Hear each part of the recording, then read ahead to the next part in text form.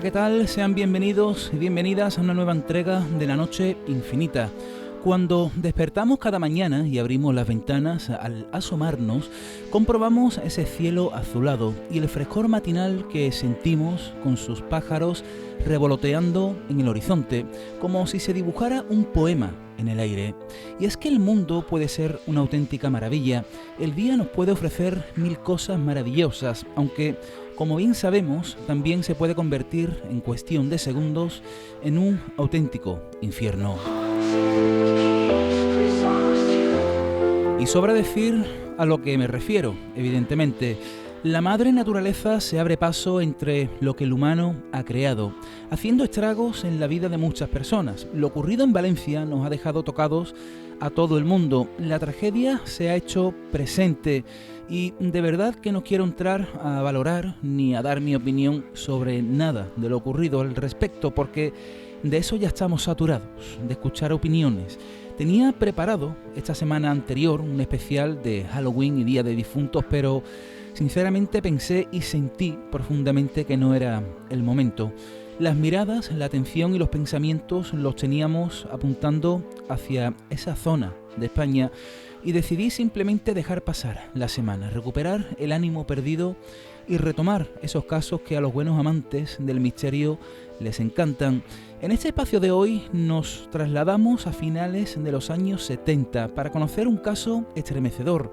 Más de 900 personas pertenecientes a una secta llamada el Templo del Pueblo se suicidan colectivamente. Os narraré uno de mis relatos que lleva por nombre La Llegada, relacionado con visitantes de otros mundos. En la sección Los genios no deben morir rendiremos homenaje a uno de los grandes, Félix Rodríguez de la Fuente, y finalizaremos, como no, con dos casos reales, los cuales conocí directamente a través de sus propios protagonistas. Soy Adrián Martínez y ya comienza La Noche Infinita.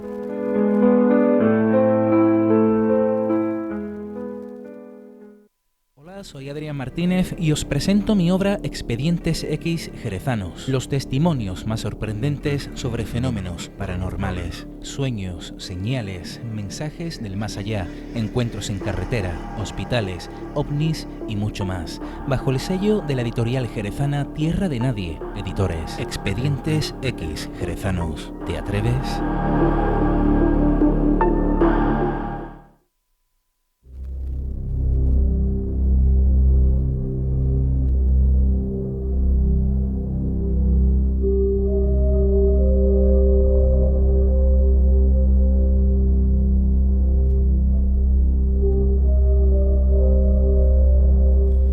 El programa que van a escuchar a continuación es de terror. Nada como el comportamiento humano da más miedo en este mundo, sin lugar a dudas. Lo estamos observando en el día a día, en lo que se nos ha venido encima con la mencionada catástrofe, ¿no?, que ha ocurrido en tierras valencianas, donde estamos viendo lo mejor y lo peor del ser humano. Precisamente en ese mismo espacio pues están llegando muchas personas, ¿no?, que independientemente de su raza, religión, creencias, nacionalidad, pues están llegando para echar un cable a los buenos vecinos de Valencia y estamos viendo esa unión, ¿no? El pueblo ayuda al pueblo, ese lema que se ha levantado por parte de todos y que lo estamos observando nosotros mismos, que el propio pueblo hace lo que quizás no hacen los gobiernos. Pero la pregunta de esta noche sería la siguiente: ¿qué puede llevar a una persona hasta el punto de entregar su propia vida por una idea, por una creencia? Si lo más preciado que tenemos los humanos es aquello que nos rodea, lo que conseguimos, nuestros seres queridos, el calor de un hogar, el amor, la amistad, ¿por qué existen personas que tiran todo lo mencionado por la borda por abrazar un concepto planteado por alguien? Si nos paramos a pensar, cada uno de nosotros somos esclavos de nuestros pensamientos, de nuestras creencias y también de lo que nos rodea. Como individuos tenemos o tendríamos que tener la capacidad de cribar, de seleccionar lo que nos conviene o lo que no, pero la mente es débil, muy débil. Y en ocasiones nos dejamos arrastrar hasta terrenos peligrosos para nuestra integridad. Pero existen casos en los que esto se lleva al límite, muy al límite, como vamos a comprobar esta noche. Hoy hablaremos sobre sectas, especialmente de sectas destructivas y concretamente del Templo del Pueblo, con un final como pocas veces se ha conocido en la historia.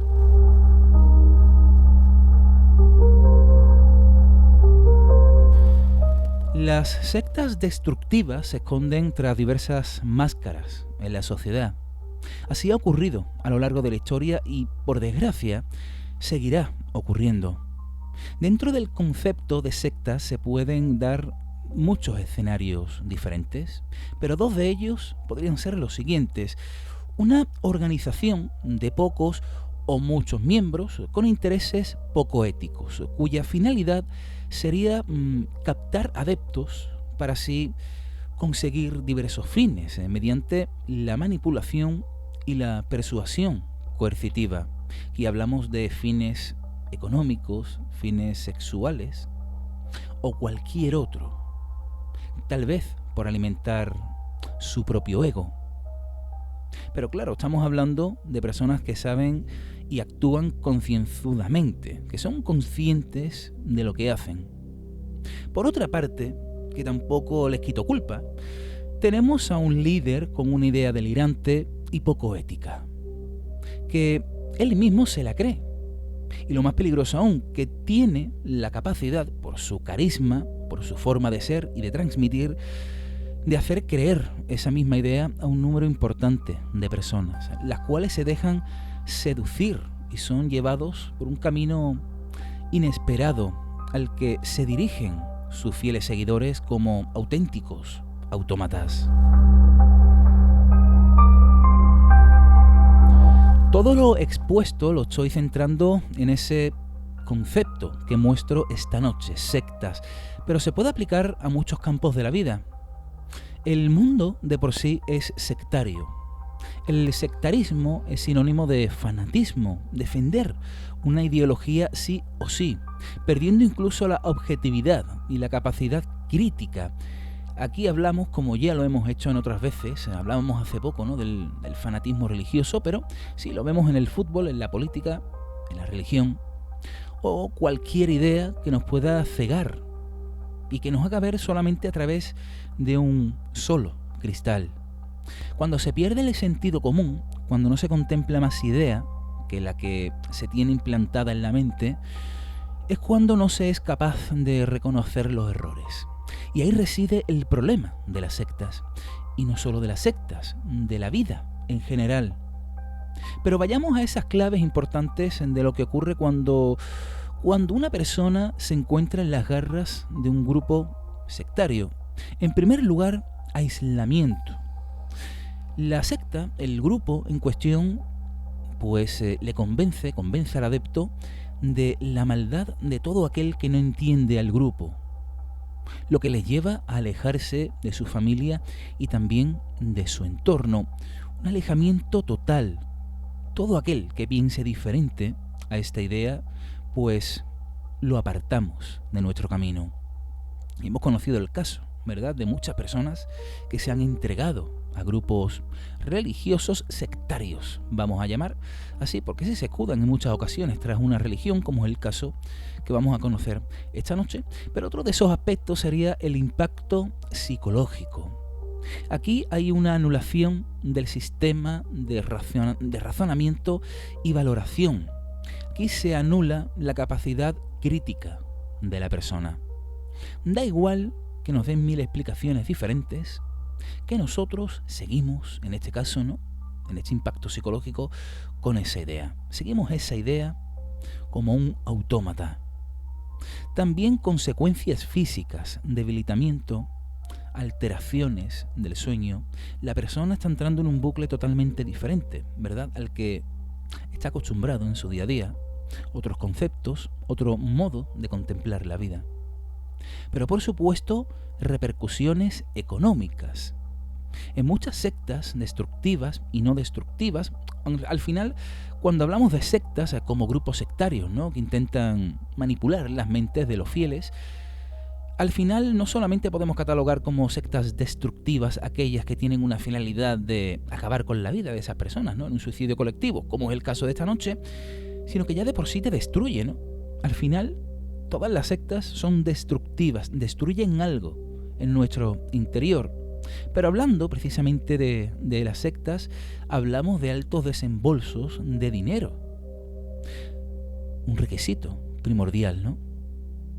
Largas jornadas de trabajo con nula remuneración, a cambio, sí, de pertenecer a la congregación Todo es de Todos, lo cual se considera como una entrega total al grupo.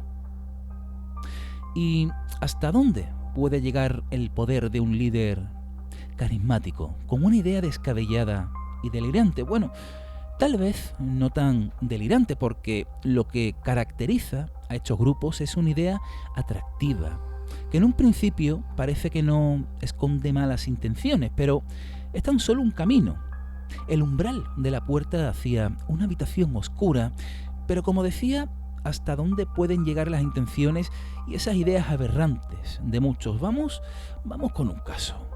Y no es cualquier caso, sino os voy a hablar del mayor suicidio colectivo por parte de centenares de personas en el año 1978.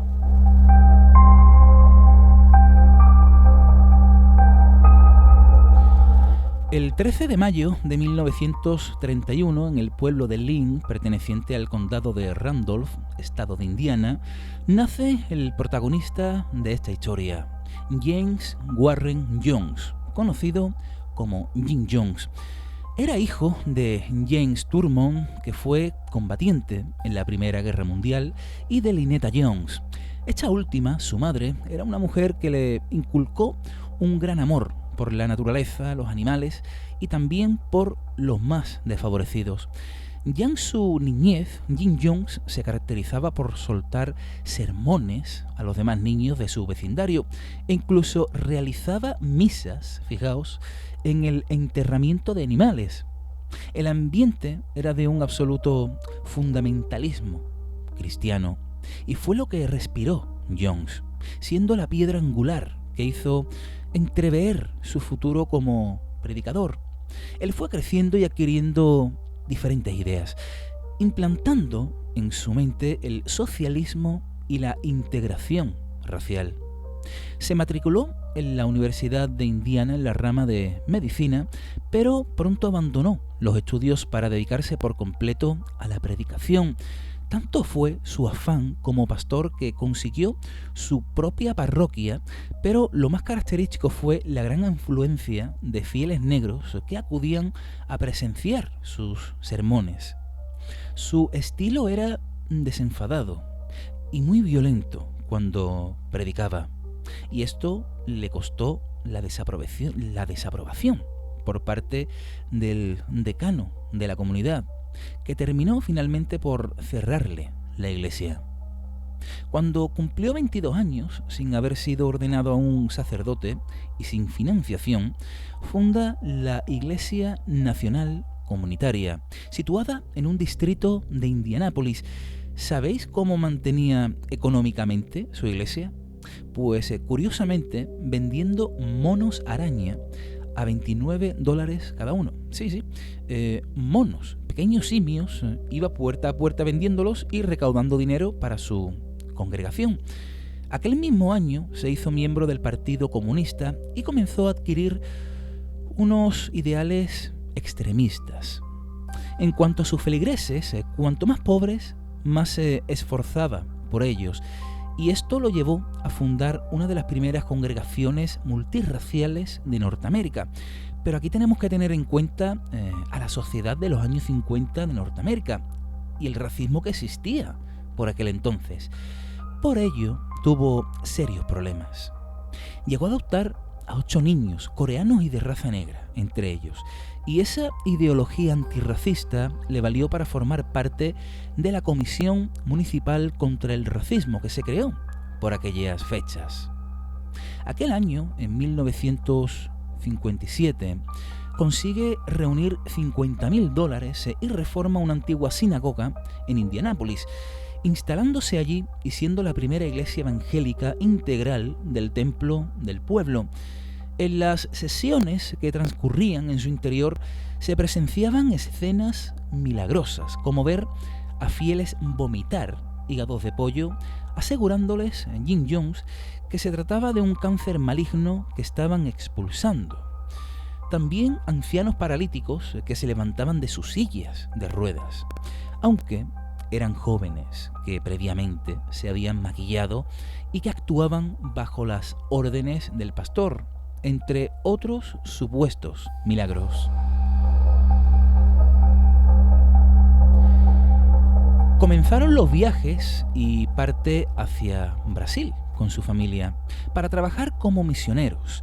Allí pasaron 2 años y al regresar a Norteamérica la situación había cambiado mucho. La guerra de Vietnam, las manifestaciones y también los disturbios raciales pues dejaron claro que tenía que trasladar su comunidad a otro lugar, a una tierra prometida. Llevó su comunidad al valle de Redwood, en California. Un autobús trasladó a cientos de sus fieles, aunque muchos no le siguieron. Aunque los que sí lo hicieron se vieron obligados, ojo al dato, a vender todas sus propiedades, cayendo de esta forma bajo la dependencia total de Jim Jones. Desde su nuevo emplazamiento, el templo del pueblo se extendió hasta echar raíces en San Francisco y Los Ángeles, abriendo comedores de caridad y centros de asistencia. Su poder era latente y era un atractivo para los mandatarios políticos, que no veían más que votos en cada uno de esos fieles. Incluso Jones, fijaos, instaba a diversos cargos públicos y políticos a unirse a su congregación. Usaba su influencia para obtener beneficios, un trato, podríamos decir, preferente, tanto en las agencias de la seguridad social ante las autoridades de planificación urbanas o también los juzgados.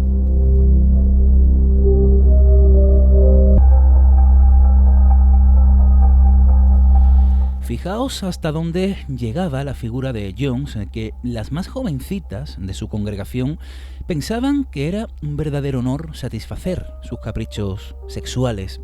Incluso una de las secretarias del pastor llevaba un diario de citas, curiosamente. Él mismo presumía y alardeaba de tener una energía y una potencia sobrehumana. Se dice que llegó a visitar al psiquiatra para que le recetara algún remedio para controlar su libido.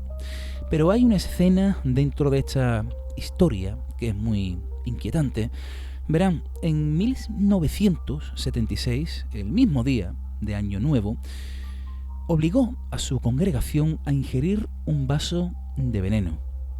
Él comenzó a lanzar reproches sobre aquellos que decidieron desertar de aquella insólita familia, así que la única forma de comprobar la fidelidad de sus séquitos era que lo demostraran.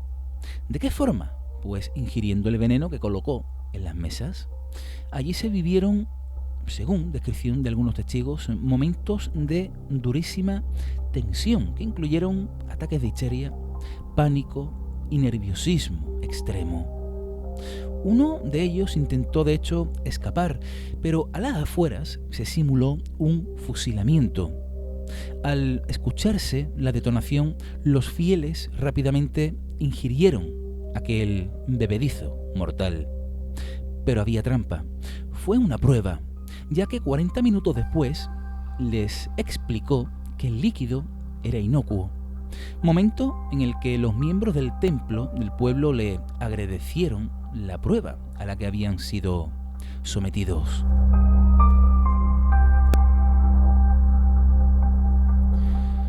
Los medios oficiales comenzaron a hacerse eco de las prácticas que se llevaban a cabo en el interior de la secta. Los Myrtle fueron una familia que desertó e informaron a las autoridades de lo que allí estaba ocurriendo. En el testimonio de esta familia, por ejemplo, se denunciaba que su hija fue azotada por haber cometido una pequeña infracción del reglamento comunitario. Contaron también los abusos sexuales y físicos que allí se llegaron a presenciar, entre otras aberraciones. Se creó por aquel entonces una institución que denunciaba los abusos cometidos por Jim Jones. La prensa, concretamente la revista New West, publicó un artículo atacándolo directamente, sacando y dando a conocer pruebas que lo culpaban de extorsión, malversación y chantaje. Año 1974. Jones adquiere 10.000 hectáreas de terreno en la jungla tropical en Guyana, en Sudamérica, por $1 millón. 3 años después, 380 fieles se desplazaron hacia el lugar y construyeron lo que sería Jonestown, la ciudad de Jones, haciendo alusión a su nombre. Pero en 1978, 700 fieles se sumaron a aquel paraíso en mitad de la selva. El precio de entrada, donar todas las posesiones a la comunidad. Allí comenzarían una nueva vida.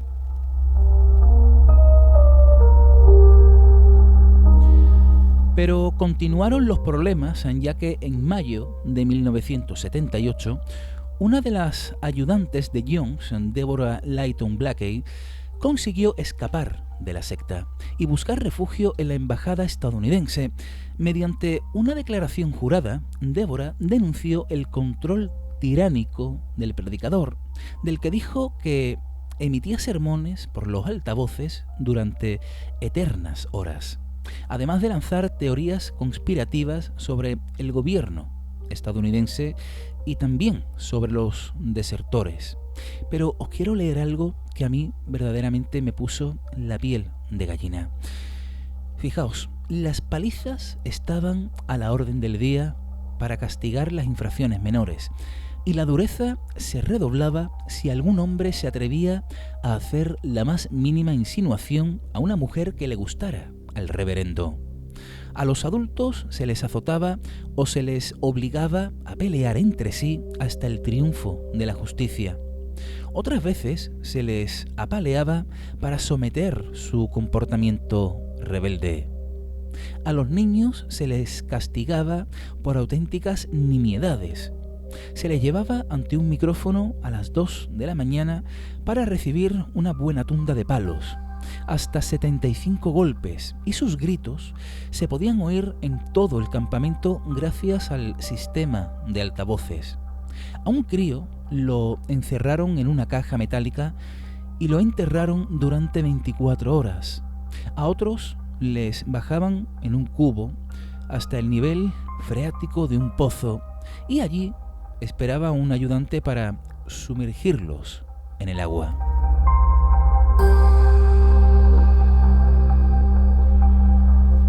Increíble, ¿no? Increíble, y uno se pregunta, ¿y cómo un ser humano o una familia, un padre de familia, una madre de familia, puede soportar estas cosas por una idea, por un ideal, por muy idílico que a ti te lo pinten en un principio? Yo verdaderamente no doy crédito, pero estamos hablando de personas, nosotros somos personas, quien nos habla, quienes me estáis escuchando. Y al fin y al cabo, no lo sabemos, ¿no? Pero ¿podríamos nosotros, en otras circunstancias, en otros lugares, ser, en este caso, cobayas de personas como esta? Hay que tener mucho cuidado, evidentemente, dónde nos metemos, o con qué ideas o qué convicciones son las que pueden entrar en nuestras mentes, porque sí, porque el fanatismo ciega a las personas y lo vemos, lo estamos viendo, evidentemente, con la tragedia que se nos ha presentado aquí en España, y para muestra un botón, las redes sociales. Sí, se habla de bulos, tenemos la noticia, tenemos la contranoticia, das una opinión sobre algo, no yo precisamente, tenemos la división de opiniones, que sí, siempre es bueno, ¿no?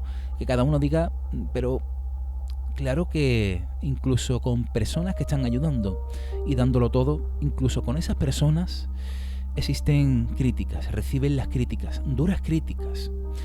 Pero es lo que tenemos, es una guerra, ¿eh? La guerra del periodismo y de la información y de las redes sociales está siendo un auténtico problema para nuestra sociedad. Pero continuamos con este caso, porque fue el 28 de octubre de 1978 cuando el Comité de Asuntos Exteriores de la Cámara de Representantes aprobó al congresista Leo Ryan visitar las instalaciones. El reverendo Jones tuvo que aceptar, ya que la financiación norteamericana que recibía podría peligrar en caso de que se negara a esta visita. Pero Jones puso sus condiciones. No podría acceder si venía acompañado de traidores o la prensa.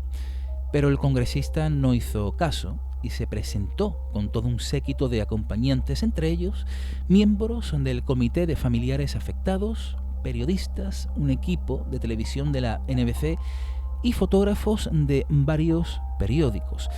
En caso de que no se les permitiera el acceso, Leo Ryan filmaría el rechazo y lo publicaría en la NBC para ser retransmitido y posteriormente realizar una investigación en el lugar. El 17 de noviembre, el congresista aterrizó en la pista de Port Acuma, a escasos kilómetros de Youngstown. Cuando llegaron, la comitiva se sorprendió al ver el ambiente agradable que reinaba en el templo del pueblo. Todos los feligreses estaban sonrientes, se les veía felices, algo que Jim Jones se encargó de instruirles antes de la indeseada visita. Jones se retiró con el rostro algo enfurecido hacia su morada. Cenaron todos juntos a las 8 de la tarde y la banda del lugar comenzó a tocar una melodía alegre. Cuando la fiesta se iba terminando, una mujer de raza negra se acercó a uno de los periodistas de la NBC y le entregó una nota. En ella mostraba su deseo de abandonar la congregación y poder marcharse con ellos al día siguiente.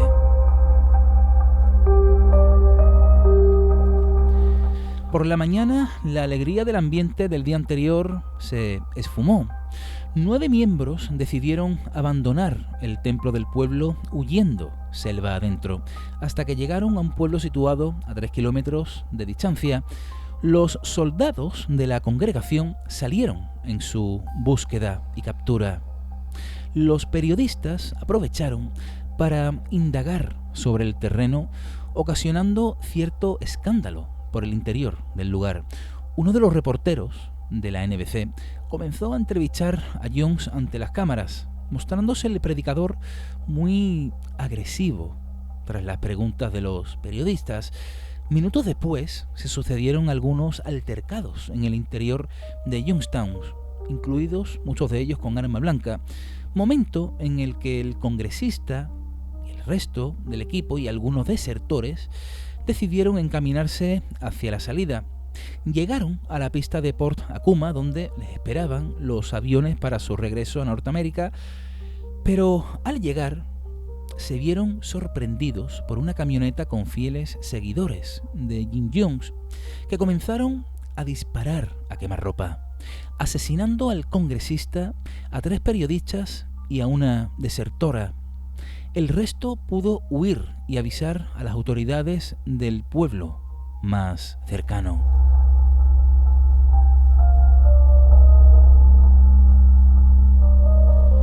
Y en Youngstown se comenzó a fraguar la tragedia. El reverendo Jones conectó una grabadora de audio y por megafonía se dirigió a los fieles con un mensaje directo: realizar un acto revolucionario para librarse de los inminentes ataques de los enemigos que pretendían acabar y destruir todo en cuanto allí construyeron. Aquel acto no era otro que cometer un suicidio colectivo. Obligó a los más de 900 fieles a consumir un cóctel elaborado a base de cianuro y zumo de uva. Muchos fueron los que lo tomaron de manera voluntaria, pero otros fueron coaccionados de violentas maneras. A los niños se les obligó a ingerirlo y también se les inyectó vía intravenosa. En Youngstown, poco a poco, paulatinamente, se comenzó a producir un silencio ensordecedor. Las cerca de 1000 personas que allí se congregaban dejaron de existir, incluyendo Jim Jones, al cual se le encontró con un disparo en la cabeza. Y hablamos de lo que quedó registrado como el mayor suicidio colectivo de la historia. Aunque muchas de esas víctimas, evidentemente, como estamos viendo, fueran obligadas a realizarlo, pero la gran mayoría, y esto es una opinión personal, se prestaron ciegamente a ello. De lo contrario, se habría producido una revolución interna. Había gente de sobra y solamente una persona que lo ordenaba, ¿no? Y aquí me vuelvo a realizar la misma pregunta del comienzo. ¿Qué puede llevar a una persona hasta el punto de entregar su propia vida por una idea, por una creencia?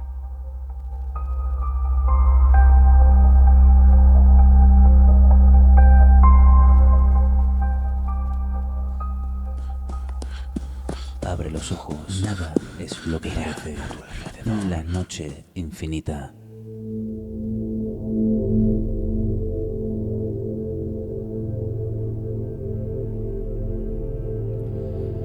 Y vamos ahora con uno de mis apartados favoritos, porque los relatos casi siempre han formado parte de mis podcasts. De hecho, en el podcast primero, ¿no?, el primigenio que yo lanzaba a partir de 2015, El lado oculto, pues comencé a escribir relatos porque sí, soy un gran amante de los grandes autores, ¿no? Edgar Allan Poe, Lovecraft, entre otros, y siempre me había picado la curiosidad por escribir, por crear historias. El que vamos a conocer hoy, el que os voy a narrar, es uno de ellos, que incluí en mi primera obra literaria, Relatos para una noche de terror, un viaje apasionante hacia los miedos más profundos del ser humano.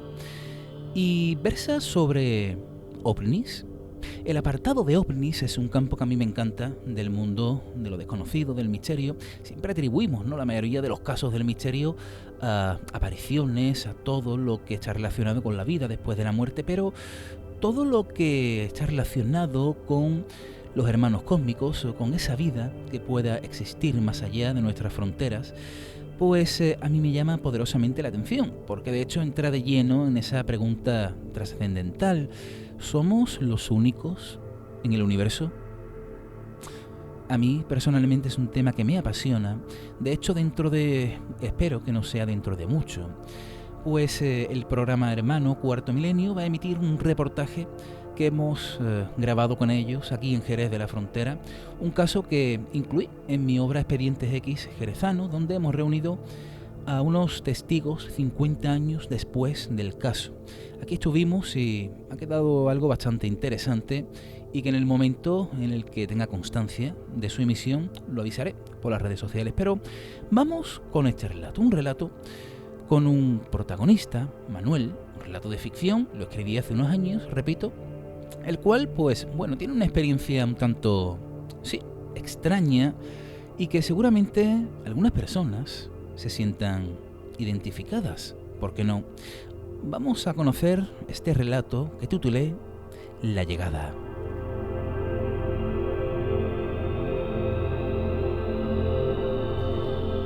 Manuel era un agricultor experimentado.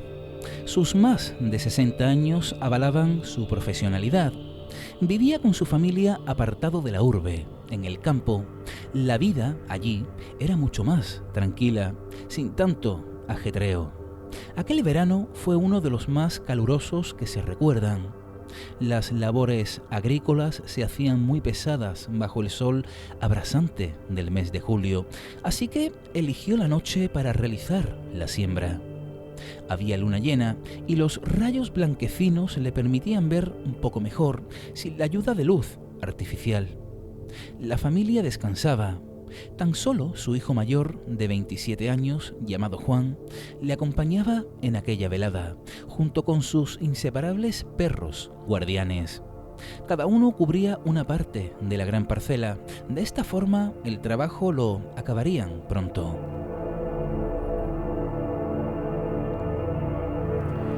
2:30 de la madrugada. Todo iba bien. No se escuchaba un alma en los alrededores de aquel poblado. Pero de pronto Manuel observó algo. Una luz rojiza que se distinguía en la lejanía, aproximándose hasta su posición. Pasó con rapidez por encima de aquel extenso campo. Todo se iluminó y ambos, padre e hijo, cada uno en un punto distinto, quedaron atónitos ante tal luminaria, la cual proyectó un haz de luz rojiza que cubrió toda la extensión. Una hora más tarde finalizaron el trabajo y ambos se dirigían hacia el interior del domicilio, como no, comentando y preguntándose uno al otro qué diablos era aquello.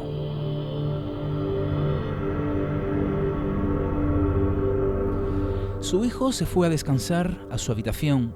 En cambio, Manuel decidió quedarse en la cocina y así echarse el último trago de la noche.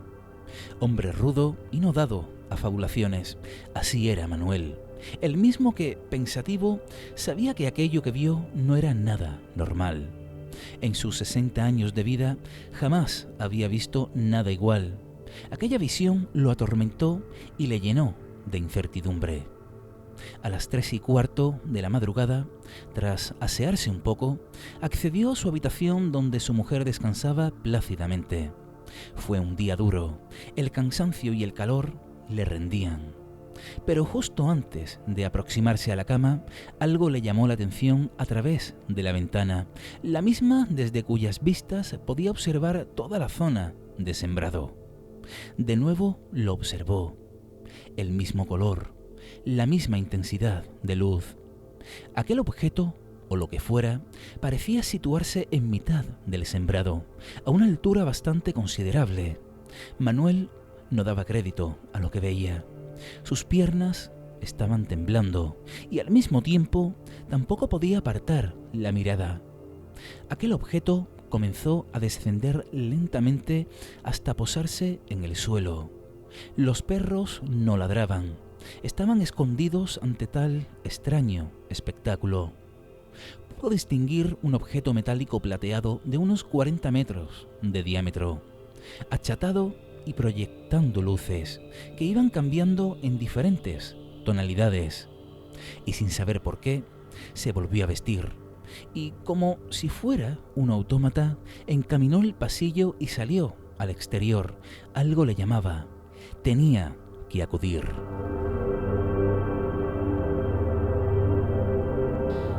Y se postró ante aquella extraña nave, humeante y desconocida.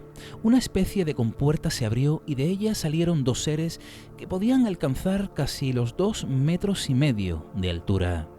Grandes ojos negros, extremidades desproporcionadamente más largas que cualquier anatomía humana conocida, de color grisáceo y piel escamosa.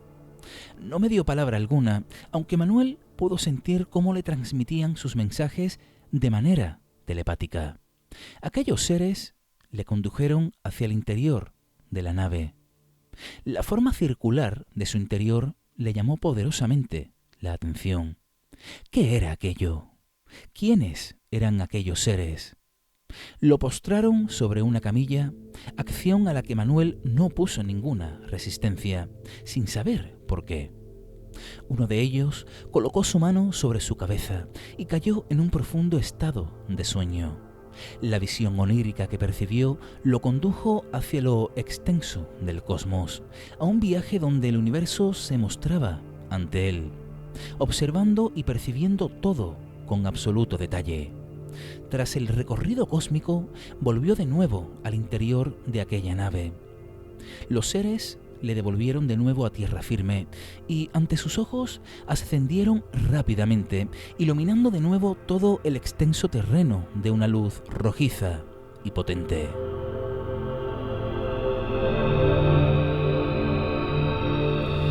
Manuel volvió en sí, tomó conciencia de lo ocurrido y se dirigió de nuevo a su casa.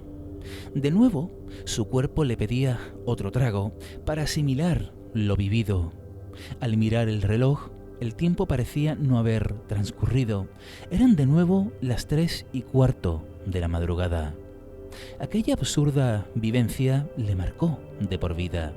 La experiencia que tuvo no podía compararse a ningún estado vivido hasta el momento. Por eso, cada noche, a la misma hora, desde la misma ventana de su cocina, con la mirada puesta en los cielos, Manuel espera el regreso de los hermanos cósmicos. Cada madrugada sigue aguardando esa llegada.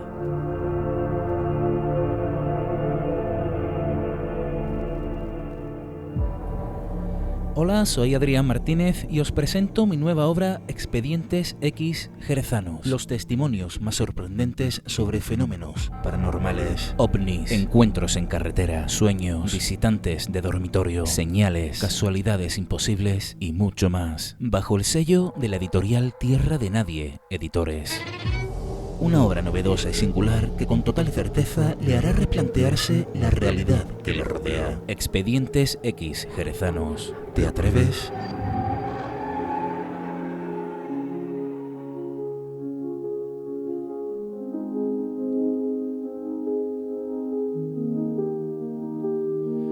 Vamos ahora con la sección Los genios no deben morir.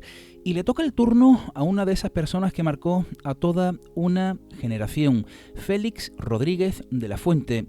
Muchas personas seguramente hayan sentido algo en sus estómagos, ¿verdad? Y hayan recordado ese ilustre personaje que marcó a toda una generación.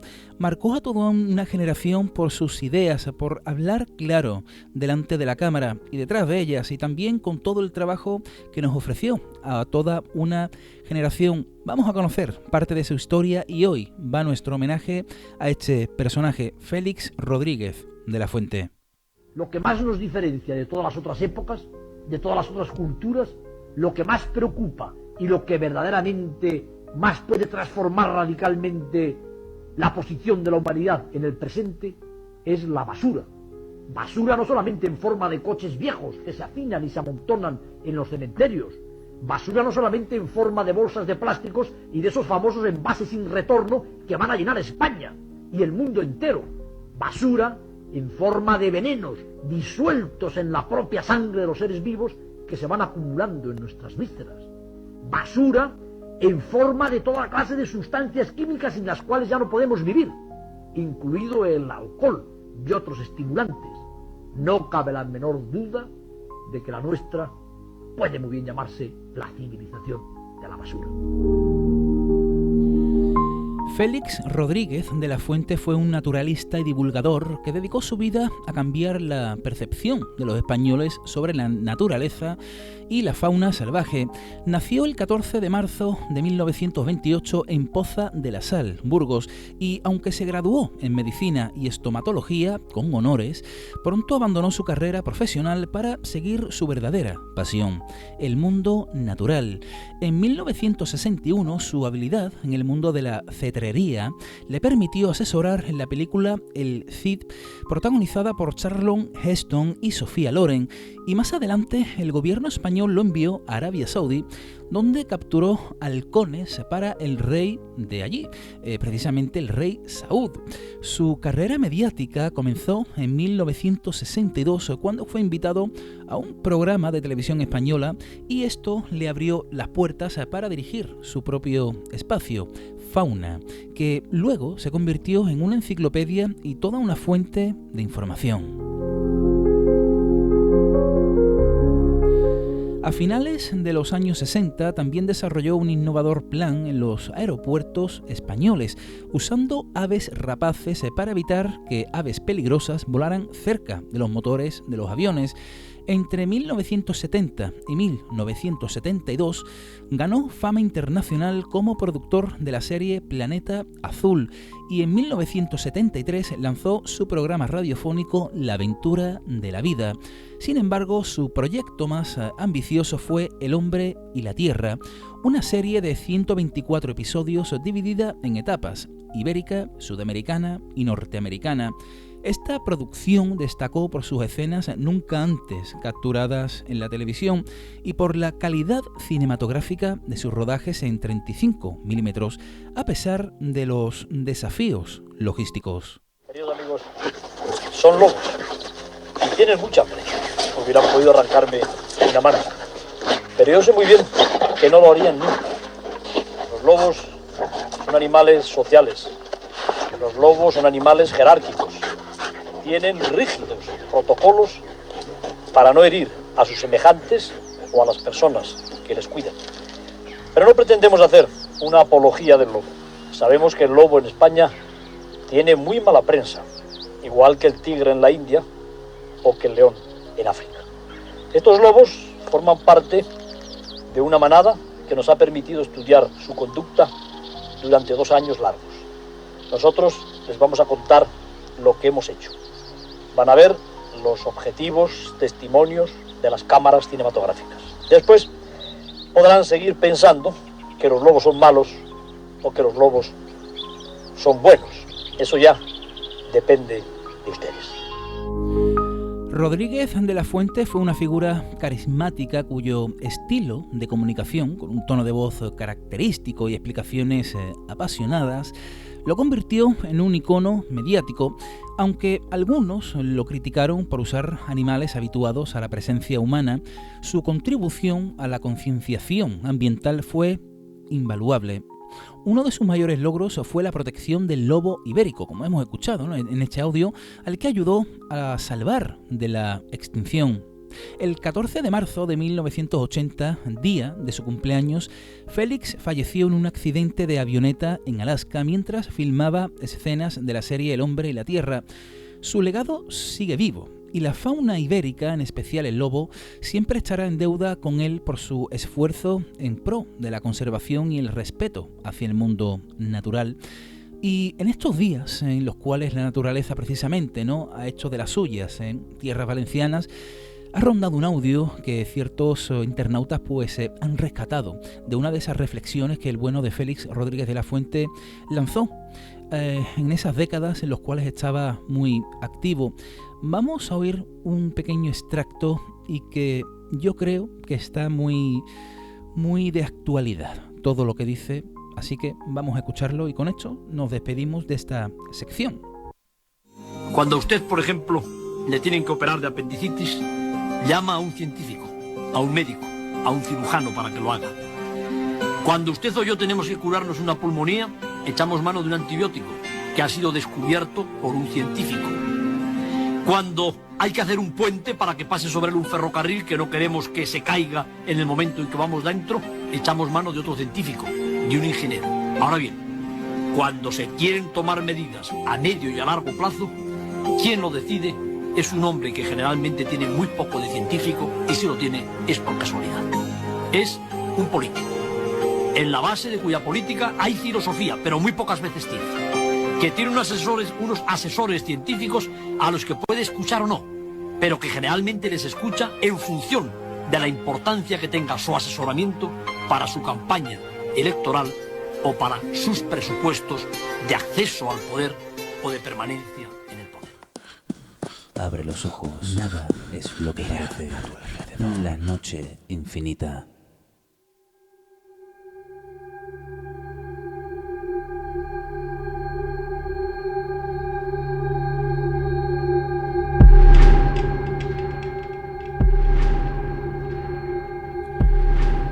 Y vamos ahora con la recta final de este podcast, La Noche Infinita, pero no por ello la menos interesante.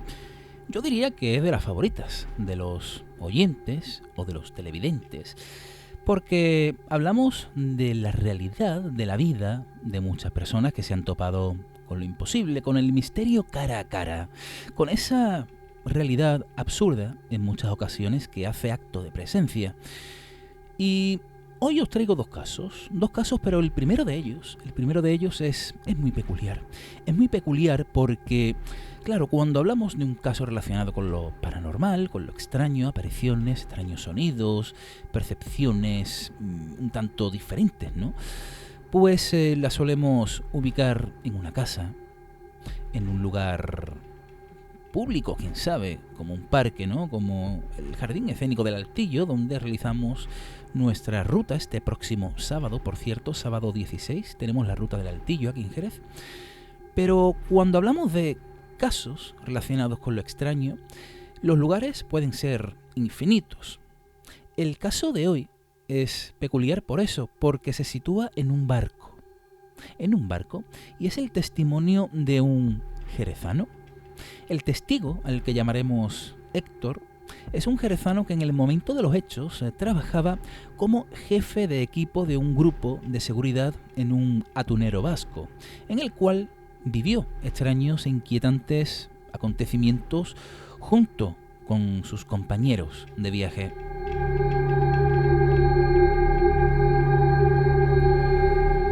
Nos situamos en marzo de 2019. Aquel barco se encontraba faenando en las aguas del Océano Índico, cerca de Somalia, una zona bastante peligrosa y conflictiva, puesto que la amenaza de piratas era y sigue siendo una constante para aquellos que navegan por aquella zona. Héctor me comentaba que los primeros días de navegación observó cómo los marineros, en especial uno de ellos, el ayudante del contramaestre, se dedicaba a esparcir sal por la cubierta del buque y también agua por ciertas zonas, algo que, me decía él, lo veíamos normal, puesto que ciertos barcos colocaban ajos para atraer la buena suerte. Y esto, según entendieron, pues se trataría de alguna superstición más. A los pocos días de navegación, Héctor realizaba la ronda de cierre al atardecer, comprobando de esta forma que todos los accesos al interior estuvieran bien cerrados y que todas las luces de los pañoles situados en la cubierta inferior donde se encontraba, pues estuvieran apagadas.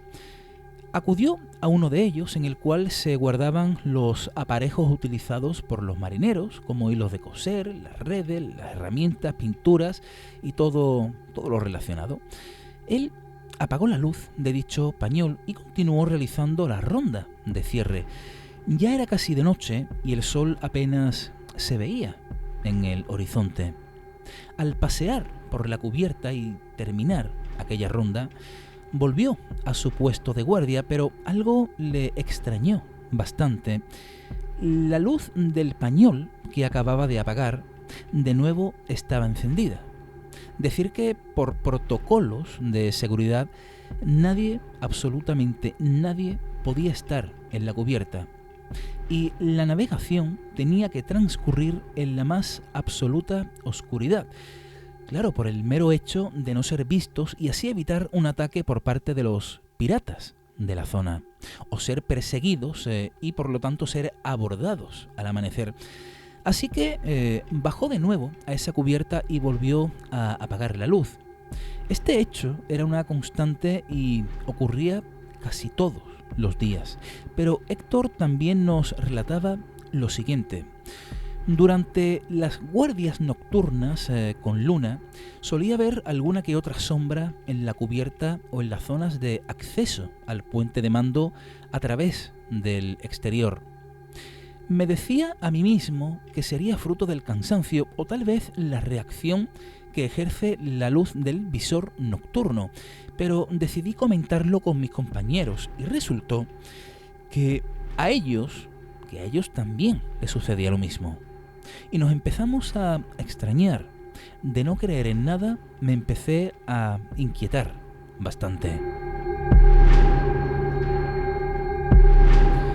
Durante una tarde de guardia, resulta que Héctor observó de nuevo al contramaestre que, junto con otros marineros, esparcían sal y agua por algunas zonas del barco. Seguidamente escuchó unos golpes que provenían del pañol y desde su puesto de guardia, en la cubierta superior, observó un martillo volar, como si lo hubieran lanzado desde dentro hacia afuera. Todos los que presenciaron tal escena se quedaron petrificados y blancos. Algunos tripulantes africanos que profesaban la religión musulmana, con los brazos extendidos mirando al cielo, comenzaron a realizar oraciones en árabe.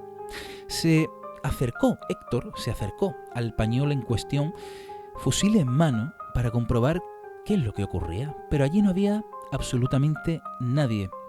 Todos estábamos asustados, todos menos el contramaestre, me comentaba Héctor.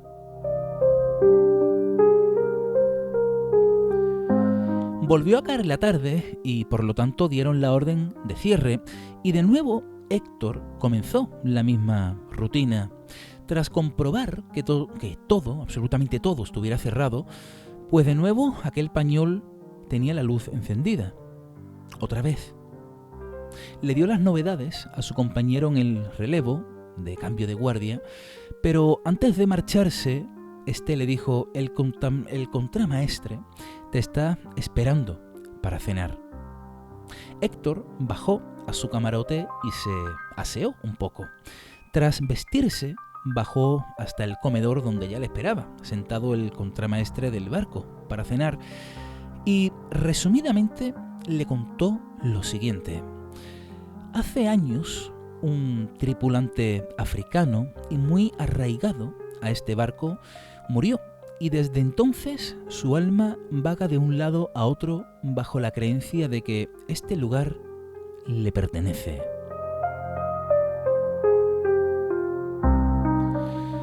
Héctor no daba crédito a lo que estaba escuchando, aunque a decir verdad, esta hipótesis le daría algo más de sentido a todos los acontecimientos que venían ocurriendo en el barco. Me decía que por educación lo escuchó, pero que no le hizo mucho caso a aquella historia, pensando que tal vez fueran los delirios de alguien que no tenía otra cosa en la que pensar. Pasaron los días y continuó realizando su trabajo, aunque los fenómenos continuaban.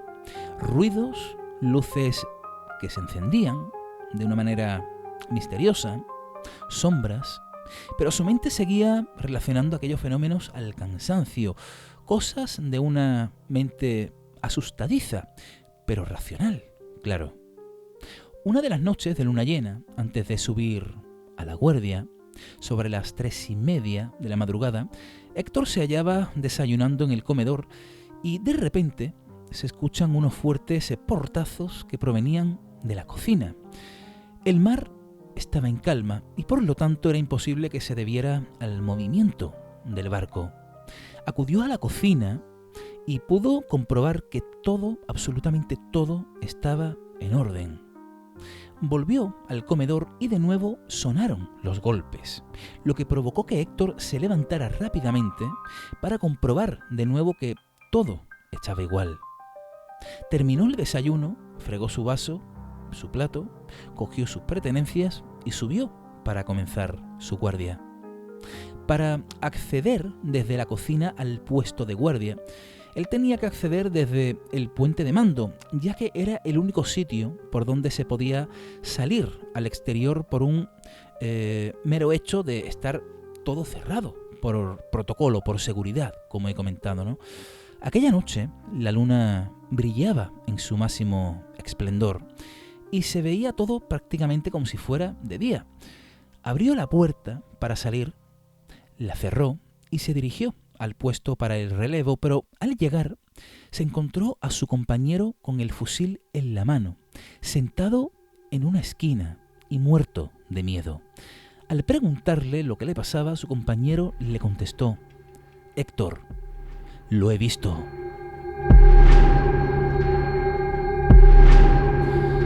Aquel compañero le describió una escena que bien podría ser la de una película de terror. Di una ronda alrededor del puente y de repente me veo a un hombre de raza negra con un mono azul y un pasamontañas subiendo por la cofa. momento en el que tuve que darle el alto. Miró hacia atrás, pero no tenía rostro. Lo impresionante fue que al fijarme tampoco tenía pies. Me armé de valor y, fusil en mano, tras ver que se esconde, subo rápidamente, pero no había nadie. Bajó rápidamente y aquel chico se sentó en una esquina y durante 2 horas aguardó la llegada de su relevo.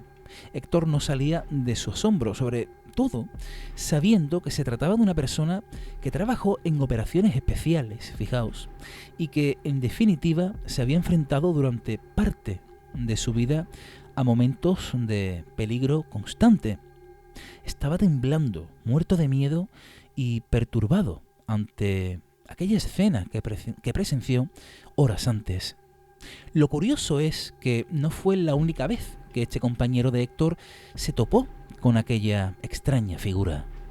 Días después volvió a vivir una experiencia similar, pero esta vez a una distancia mucho más cercana, aunque no pudo dar demasiados detalles, ya que ante el miedo inminente bajó rápidamente en busca de su compañero Héctor. Los fenómenos se intensificaron cada día más, hasta el punto de subir a las guardias acojonaos, me describía el testigo, Héctor, en este caso.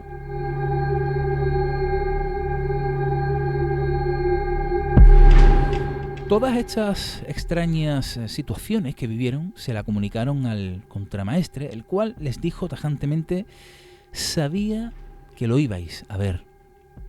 Y en una de esas, entre portazos y ruidos, pudieron observar cómo un vaso salió disparado, como si una mano invisible lo lanzara violentamente. También me describía como una puerta asegurada con 3 cerrojos. Se abrió de buenas a primera. El estrés rebasó unos límites que no esperábamos, me comentaba Héctor.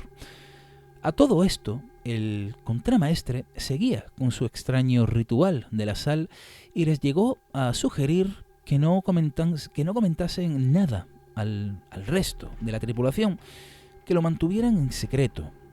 Héctor me decía que fue un embarque aterrador, así me lo catalogó.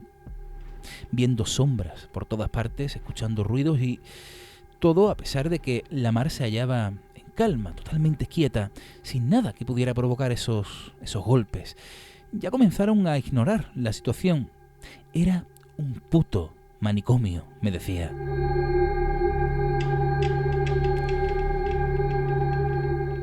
Al parecer, aquel hombre de raza negra, según pudo indagar Héctor, lo único que quería era que el contramaestre no estuviera en el barco. Lo llamativo fue que en uno de los nuevos embarques, aquel contramaestre no subió a bordo, y de esa forma cesaron todos los fenómenos. Siempre digo que cuando los testigos cuentan la verdad, cuando lo han vivido en primera persona, te enfrentas a una situación difícil de asimilar, ¿no? Como seguramente muchas de las personas que me están escuchando y viendo en este momento. Claro, esa sinceridad, y esto, claro, evidentemente tengo esas conversaciones grabadas con este testigo sin su consentimiento, no las pondría jamás, pero el tono de voz, el nerviosismo, ¿no?, que se siente en sus palabras, en su entonación cuando recuerda aquellos hechos, aquellos acontecimientos, es algo bastante curioso y hay que verse en situaciones como esta. Os dejo con una reflexión, una pequeña reflexión que me dejó Héctor en la conversación que tuve con él. Yo no creía en nada, Adrián, yo no creía en nada hasta que me pasó a mí.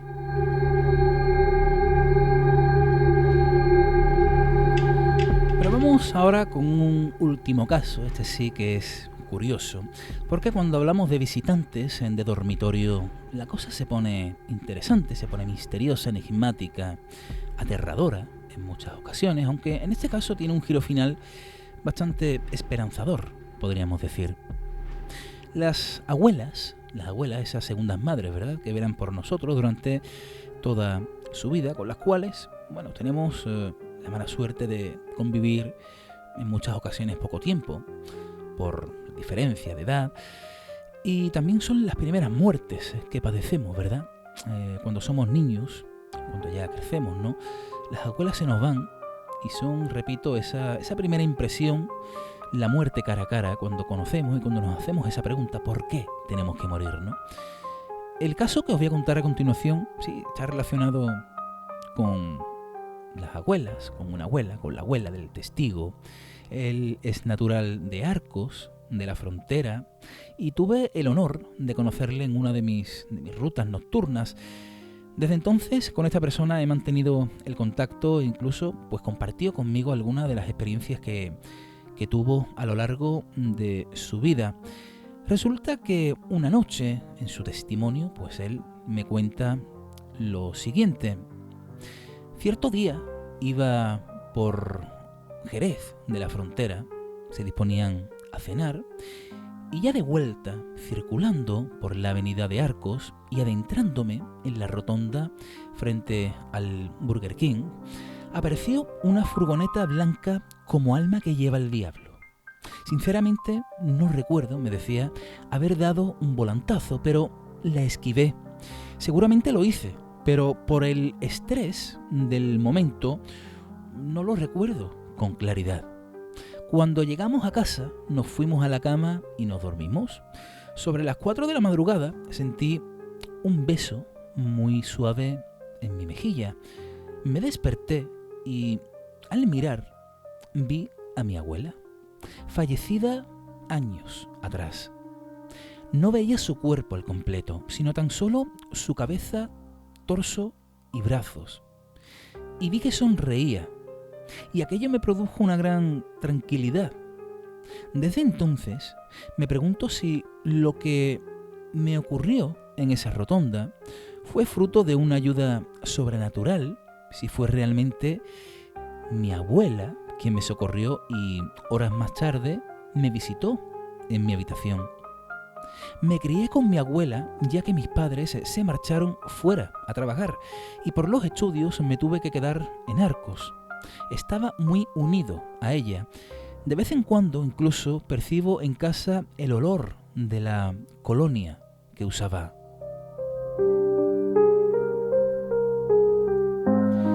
Aquí hablamos de un caso interesante, ¿no? Un primer momento en el cual, pues este testigo, Cristóbal, que es su nombre, pues a punto estuvo de sufrir un aparatoso accidente en una de las rotondas aquí en Jerez de la Frontera, pero que él, como me comentaba, yo no recuerdo ese momento en el cual yo di un volantazo, porque si no lo llego a dar, si es que lo hice, pues si fui yo quien lo hice, mejor dicho, seguramente hubiéramos sufrido, repito, algo bastante fuerte, un golpe bastante fuerte por parte de esa furgoneta que venía con bastante velocidad.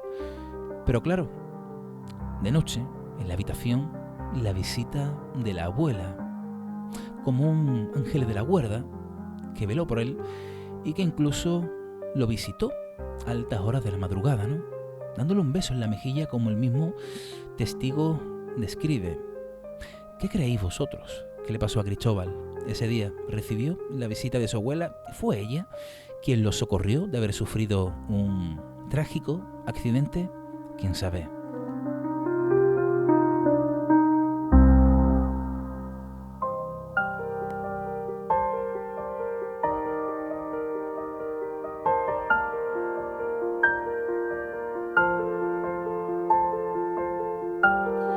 El mundo del misterio a mí personalmente me sigue uniendo a muchas personas, uniendo en cierta forma. En nuestras rutas nocturnas pues conocemos semanalmente a personas que nunca habían venido y, oye, eso de pasar una velada durante prácticamente 2 horas con personas entre las cuales no nos conocemos la gran mayoría y que juntos vivamos emociones, porque se viven emociones, conocemos la historia, sus misterios, las leyendas, los enigmas de cada uno de los rincones, realizamos experimentación en vivo, interactuamos, esas miradas de niños que veo en cada una de las personas, pues a mí me llena de orgullo, ¿no? Poder reunir de esta forma a los buenos amantes del mundo del misterio, porque el misterio une. El misterio, en este caso, en mi caso, con las rutas, también con la radio, en donde sé y tengo constancia que muchos me escucháis, que muchos disfrutáis o sufrís estos espacios radiofónicos que realizo. Y a mí, sinceramente, yo que no busco fama ni busco nada, hago todo esto que hago simplemente porque me gusta, por pasión, tal vez por vocación, quién sabe, pero lo cierto es que aquí sigo y aquí seguiré para todos vosotros, todos aquellos que quieran invertir un ratito de su tiempo en mis locuras. Si alguno queréis contarme alguna experiencia, alguna vivencia extraña que habéis tenido a lo largo de vuestra vida, lo podéis hacer. Tenéis el correo electrónico lanocheinfinita.radio@gmail.com, también por las redes sociales, tanto en Instagram, TikTok como YouTube. Me podéis encontrar como adrianmartinez.radio y en Facebook como Adrián Martínez. Y también podéis seguir la página Rutas Nocturnas Jerez Oculto y Misterioso. Este próximo sábado, 16 de noviembre, volveremos a realizar la ruta Los Misterios del Jardín Escénico El Altillo. Una ruta, llevamos 3 realizadas, la hemos estrenado hace muy poquito. Una ruta que no os podéis perder si sois de Jerez, de sus alrededores, si estáis de visita. Por favor, conocedla. Tenéis que conocerla porque es una ruta que tiene de todo, pero sobre lo más importante que destaco es que los testimonios de las personas, de trabajadores, de chavales que paran allí. Es un parque público con su hora de apertura, de cierre, y han vivido allí extraños acontecimientos que damos a conocer. Por lo tanto, es una ruta paranormal de principio a fin. Realizamos experimentación con los asistentes y han salido cositas, os lo puedo asegurar, bastante interesantes. Así que os espero en estas rutas, al igual que os espero cada semana en este podcast en el cual pues vuelco todo mi corazón, mis ganas de hacer misterio, sobre todo de reunir a personas. Así que, queridos amigos, ha sido un auténtico placer. Soy Adrián Martínez y nos vemos y nos escuchamos dentro de muy poquito.